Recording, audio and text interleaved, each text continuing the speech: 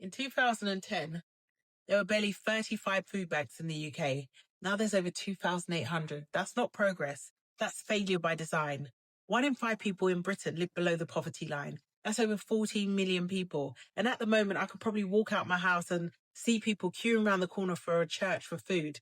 That doesn't even account for the people who'd rather go hungry than beg for a can of baked beans. Because honestly, contrary to popular belief, just because someone's cash strapped doesn't mean that they've got no pride. So are food banks really the answer? Why are we still treating food poverty like it's a one-off charity drive? Why are we still sending tins instead of some form of cash payment, right? Let people shop with dignity. Let them decide what they need, not line up like they've done something wrong, committed some crime.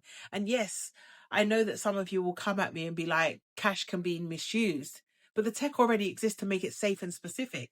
Prepaid cards for groceries, QR wallets with restrictions, spending controls that are already being used by banks and benefit systems anyway.